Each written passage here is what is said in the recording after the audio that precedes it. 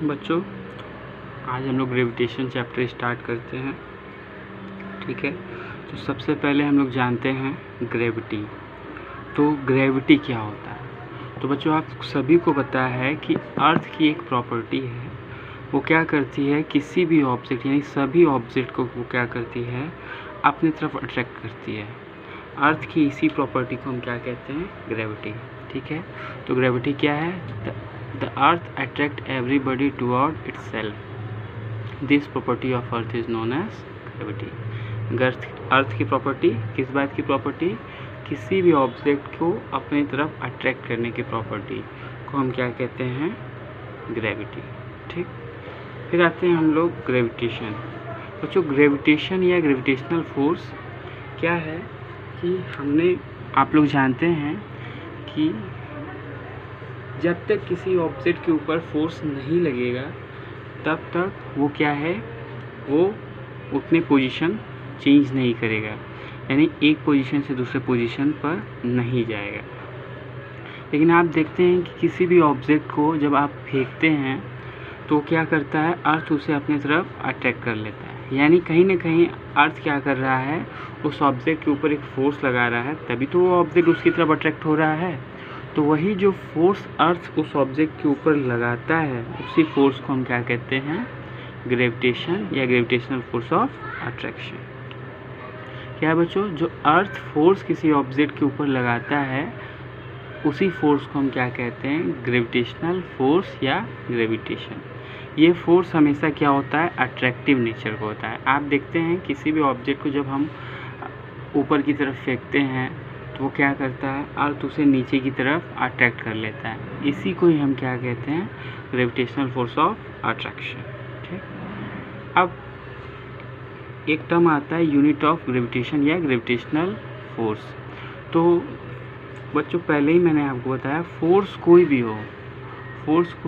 हो उसकी यूनिट क्या होती है, न्यूटन के अलावा उसकी कोई यूनिट नहीं होती। ठीक है, तो फोर्स कोई भी हो उसकी यूनिट क्या होगी, न्यूटन।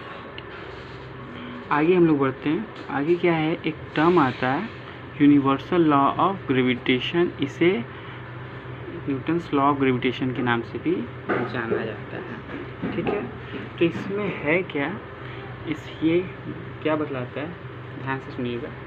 तो इसके थ्रू हमारे यूनिवर्स में जितने भी ऑब्जेक्ट हैं वो क्या करते हैं, वो एक दूसरे के ऊपर फोर्स अप्लाई करते हैं। ठीक है, हमारे यूनिवर्स में जितने भी ऑब्जेक्ट हैं वो क्या करते हैं, एक दूसरे के ऊपर फोर्स अप्लाई करते हैं। कैसा force, gravitational force of attraction. ठीक, इसी को हम कहते हैं यूनिवर्सल लॉ ऑफ ग्रेविटेशन। क्या है, every object of universe exerts N attraction force on another object known as gravitational force. This force depends on the following factors. अब ये जो फोर्स सभी ऑब्जेक्ट एक दूसरे के ऊपर अप्लाई करते हैं, वो फोर्स कुछ फैक्टर्स पे डिपेंड करता है। वो फैक्टर्स कौन से हैं, देखते हैं। ठीक है, तो ये है पहला factor, the force acting between the object is directly proportional to the product of their masses. देखो, जैसे बच्चों, मैंने यूनिवर्स में दो मासेस ले लिए, दो ऑब्जेक्ट, एक का मास m1, दूसरे का मास m2। यूनिवर्स में हमने दो मासेस ले लिया, क्या है, एक का मास है m1, एक का मास m2। अब ये वाला ऑब्जेक्ट इस पर फोर्स लगाएगा और ये वाला जो है इस पर फोर्स लगाएगा। दोनों एक दूसरे के ऊपर इक्वल फोर्स अप्लाई करेंगे, और वही जो फोर्स है, कौन सा फोर्स है, ग्रेविटेशनल फोर्स ऑफ अट्रैक्शन।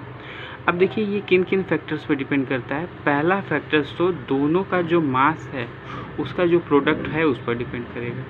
ठीक, जितना ज़्यादा मास का प्रोडक्ट होगा उतना ज़्यादा ये फोर्स ऑफ अट्रैक्शन होगा। नेक्स्ट है and inversely proportional to square of distance between them. अब देखिए बच्चों, इन दोनों के बीच में जो डिस्टेंस होगा उसका जो स्क्वायर होगा उसके इन्वर्सली प्रोपोर्शनल होगा। यानी डिस्टेंस बढ़ेगा, फोर्स घटेगा, डिस्टेंस घटेगा, फोर्स बढ़ेगा। ठीक, तो कौन कौन से फैक्टर हैं बच्चों? पहले दोनों ऑब्जेक्ट हैं, दोनों के जो मास हैं उसके प्रोडक्ट, ठीक है, दोनों का जो मास है उसके प्रोडक्ट पर डिपेंड करेगा, ठीक। जितना ज़्यादा मास का प्रोडक्ट आएगा उतना ज़्यादा क्या होगा? फोर्स ऑफ अट्रैक्शन होगा। फिर दोनों के बीच जो डिस्टेंस है, दोनों ऑब्जेक्ट के बीच जो डिस्टेंस है उसमें क्या है? उसके स्क्वायर के इन्वर्सली प्रोपोर्शनल होगा, यानी जितना ज़्यादा डिस्टेंस उतना कम फोर्स, और जितना कम डिस्टेंस उतना ज़्यादा फोर्स, ठीक है बच्चों। ये दोनों फैक्टर्स आप लोगों को समझ में आ गया होगा। अब आते हैं आगे, ये हमारा इक्वेशन फर्स्ट बनता है और ये हमारा इक्वेशन सेकेंड, ठीक। अब हम क्या करते हैं? इन दोनों को कंबाइन करते हैं, तो हमें क्या मिलेगा?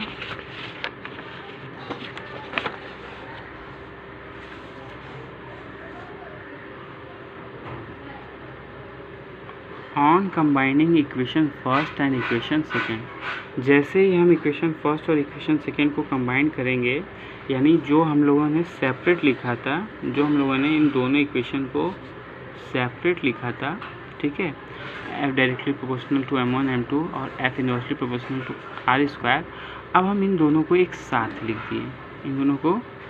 दिए, F directly proportional to M1 M2 upon R square, ठीक। तो बच्चों इसके पहले भी हमने कई फॉर्मूले डिराइव कराए होंगे, तो मैंने बताया होगा जब भी ये प्रोपोर्शनलिटी साइन रहता है, इसको जब हम हटाते हैं तो कोई ना कोई हम कांस्टेंट इंट्रोड्यूस करते हैं, ठीक है। तो यहाँ पर हमने एक जो कांस्टेंट इंट्रोड्यूस किया है वो है कैपिटल लेटर ऑफ G, ठीक।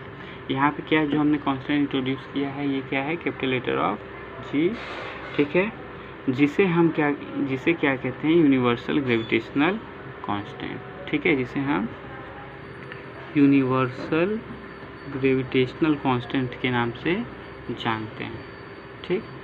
ये जो बन गया फार्मूला, ये फार्मूला आपको बताएगा कि यूनिवर्स में दो बॉडीज़ हैं, एक का मास M1 है, एक का मास M2 है, ठीक है, इन दोनों के बीच कितना फोर्स लगेगा।